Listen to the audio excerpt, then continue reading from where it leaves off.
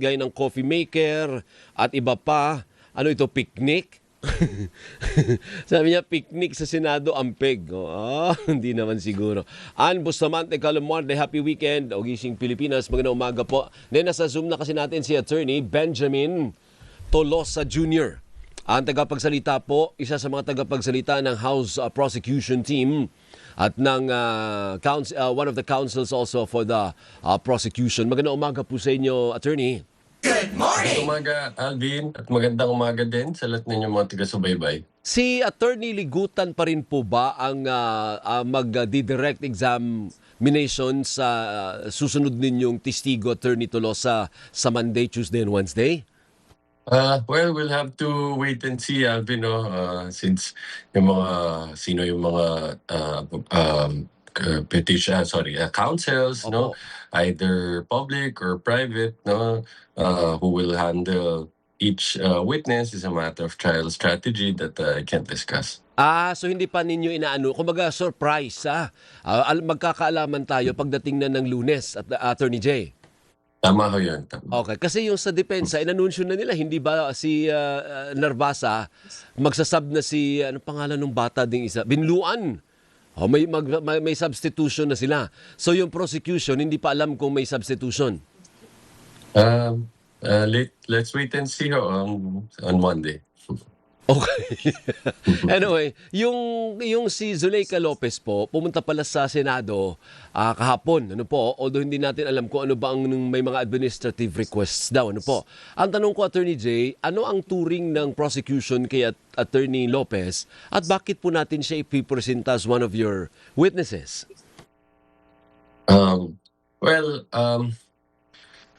Alam mo, yung magiging testimony ng witnesses, no, hanggat hindi pa ho yan sumalang, I cannot discuss at length, no, what would be testified by the witness. May violate the sub judice rule. So, ang pwede ko lang hong ma-mention, no, hanggang lang ho doon sa siguro just a very general lang ho, no. I think, nakita naman na dun sa video, no, and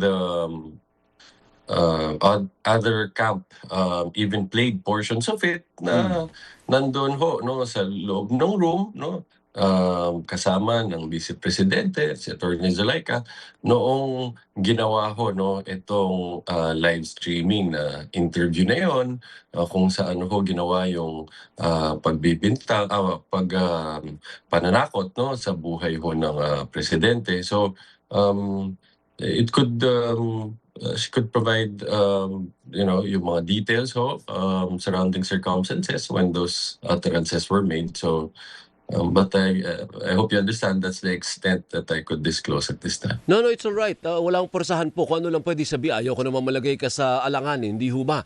Ang tinatanong ko lang kung bakit biglang nandun siya sa listahan at biglaan lang ba yon na nakasali siya sa listahan? Hindi originally, wala talaga dun dapat si Attorney Lopez? Meron naman ho kaming mga reserved witnesses dyan. Although, for this article, no, ng grave threats, although hindi naman din ho bago, no, na sinabi namin na gagawin namin siyang witness since nandun naman din siya sa pre-trial brief ho namin. So hindi siya surprise. Kumaga hindi siya nilagay doon for next week dahil biglang pinakita ng depensa ang video niya. Kasi nagpapaliwanag siya doon sa pinakitang video sa cross, hindi ho ba? Hindi naman. I think in fact I'll have to check, no, to be accurate. I think we even filed the request for issuance of subpoena to her even before that part was shown. Okay. But what is clear is we've indicated her as one of our witnesses in the pre-trial brief. So Okay. alam naman po talaga na gagawin namin siyang testigo. So may bale po ba kung sakasakaling pupunta si Vice President Sara Duterte to witness kung paano ang magiging testimonya ng kanyang Chief of Staff na si Attorney Zuleika Lopez next week? Kung ang tanong ho ba, will there be any difference in the strategy ho ng prosecution? Wala naman ho. No? I mean, it's going to be the same. regardless if the respondent herself will be there or not, na yung strategy natin dyan. But I guess at the very least, if she will be there, no, maybe it will be a good indication, no? Sumarap na din naman siya sa impeachment court, no? Baka aside from watching attorneys like testifying, maybe the respondent would also at one time or another, no, heed the public's call to answer, no, personally the charges against her. Opo, ibig ko po sabihin is hindi naman paano bang term sa Tagalog? Hindi naman mai-intimidate, ayan English na lang para mas madali maintindihan. Hindi naman mai-intimidate ang prosecution with the presence of the Vice President there watching over the proceeding next week. Hindi naman ho, no, as you would recall, in fact, during the hearing last week, no, Attorney Kapunan was even asking the defense, no, clarifying from them, no, since the Vice President was reported to be within the premises of the Senate before the hearing, no, if she would also like to attend. So, hindi naman ho. Opo. Pero by the way, buti nabanggit mo yan, Attorney Jay. Yan ba i-formalize ninyo yung pagpapatawag kay Vice President Sara Duterte sa witness stand? Yan ho yung under deliberation ho yan, no, and let's wait and see ho, no. Ito ho kasi medyo this will be a novel, no, a novel move if at all, no, kasi nga hindi naman siya accused dito, no. That's what you have to remember, because this is not a criminal case, no? She's a respondent. So sa criminal case ho kasi hindi pwedeng ipatawag ng prosecution yung mismong nasasaktal dahil dun sa right na against self-incrimination, no. But dito mukhang hindi ho yun applicable, no, dahil nga hindi siya accused. But once we file that, let's see how the impeachment court will rule on it. Opo, pero you can actually file it. There's no one Yes, stopping you from that's filing it. But as to tama ho, whether Alvin. i-grant, ibang usapin po yun. Yes, tama ho yun, Alvin. That's why we were saying, no, medyo novel ho yan. So kaya ako pinag-aaralan din ako ng mabuti. But yes, tama ho yung point nyo. No, we can file it and then let's see how the impeachment court will act on it. Po, pero ano bang pros and cons? I suppose dapat tinitimbang yung prosecution din, ano? Anong pros na patawag natin siya, anong cons? Kasi baka naman pa ipatawag mo siya, ayan sasabihin niya lang dun all throughout sa lahat ng tanong, I invoke my right against self-incrimination. Lahat ng question, yun ang sagot niya. Tama din ho, kasama din ho yun sa mga bagay na we're considering, no? And at the end of the day, siya, pinaka-importante din ho dyan, tignan kung is it still absolutely necessary to call her, no? O enough na yung mga witnesses that we will be presenting. Oh, by the way, Attorney, paano pala pag next week, yan din ang maging sagot ni Attorney Zuleika Lopez? Hindi ba parang sayang lang, pinatawag natin siya, tapos ang lahat na isasagot niya ay invoke, o di ko alam, I don't know. Alam mo yun, lahat ng evasion gagawin niya kasi hostile witness nga po siya eh. Well, yung right against self-incrimination, di naman ho yan magic word na pwedeng erase ng isang witness, no, para ma-avoid ho, no, matakasan lahat ng tanong, no. Dahil dapat ho yan, papakita na tama hong erase itong right na to. So kung ang mga tanong sa kanya, no, will not incriminate her, you're just asking her about the circumstances, no, surrounding that event. No, kung kailan ho ginawa yung threats na yan, wala hong basihan para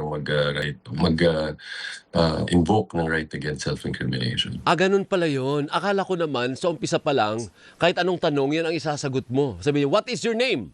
I invoke my right against... Hanggang matapos yung hearing, yun lang yung buong bibig niya, Attorney.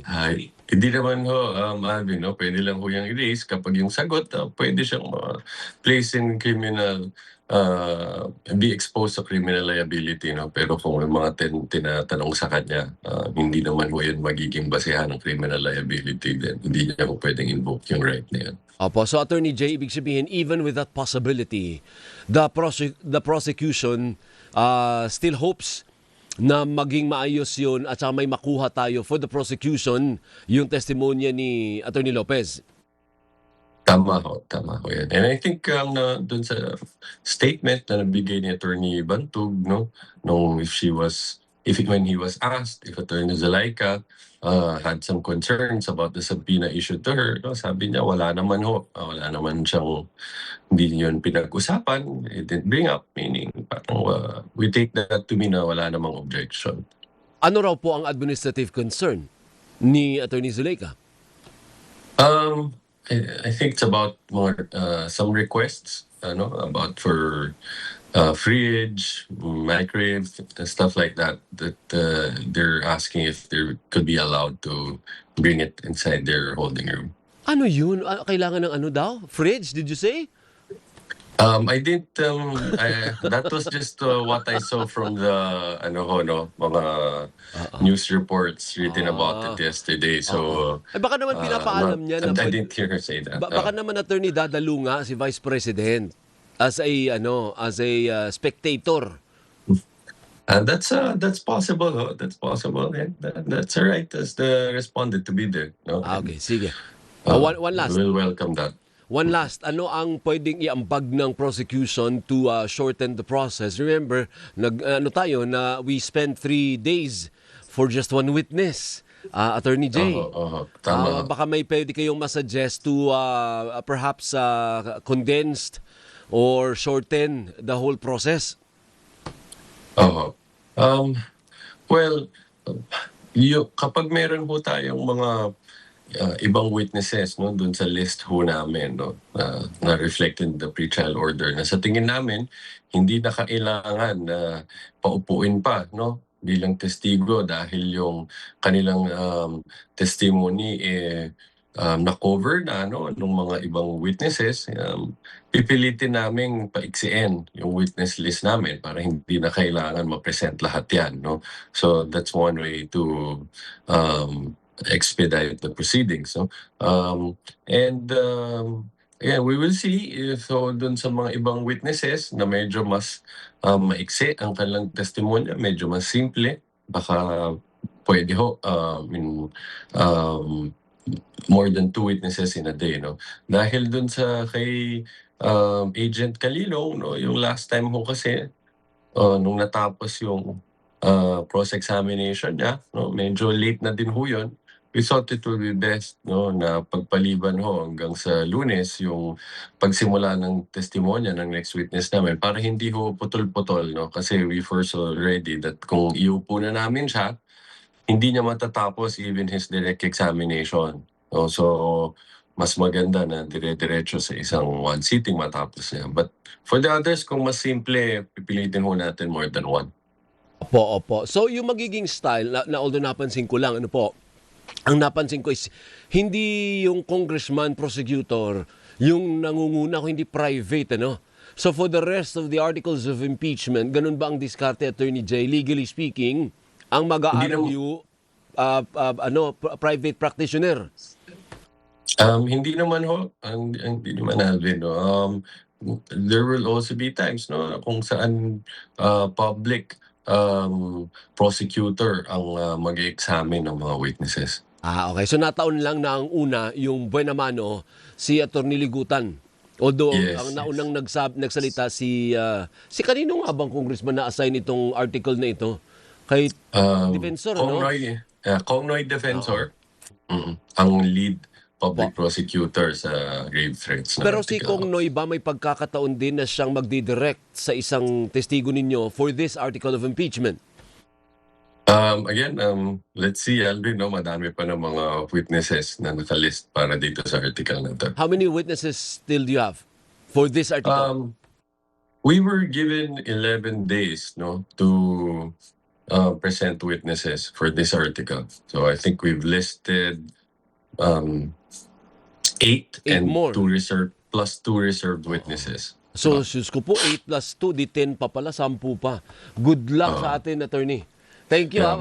But as we've stated, no, Alvin, hanggat maaari, no, of course, yung assessment namin dyan, every day we're doing that after we present our witness. So kapag nakita ko naman namin na yung mga important, no, na mga facts na gusto naming ma-establish para dito sa article of grave threats ay nailatag naman na, hindi naman namin kailangang iupo pa ho lahat yan. Siyempre, depende ho yan dun sa magiging resulta ng direct and cross-examination, ano ho yung mga nailabas na ng mga kasagutan ng testigo natin. No? So, yan din naman ho ang goal namin, matapos to ng as soon as possible, di ba? Without sacrificing our ability to properly, no, and effectively lay down our evidence. So, but pipilitin ho namin yan mapaiksi. Sige. Jay, maraming salamat, Attorney Jay. Ha? Sabi ni Fred, kasama namin dito, kamukha mo raw si Eric Santos. Kamukha ba ni Attorney Jay si...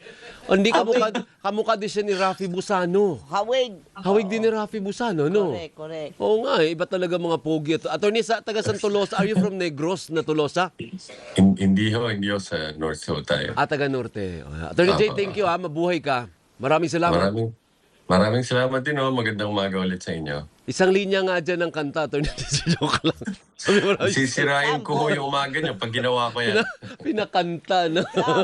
Sample. Maraming salamat si Attorney Benjamin J. Tolosa Jr., ang legal spokesperson po ng House Prosecution Panel, Counsel for the Prosecutors din. Ano po?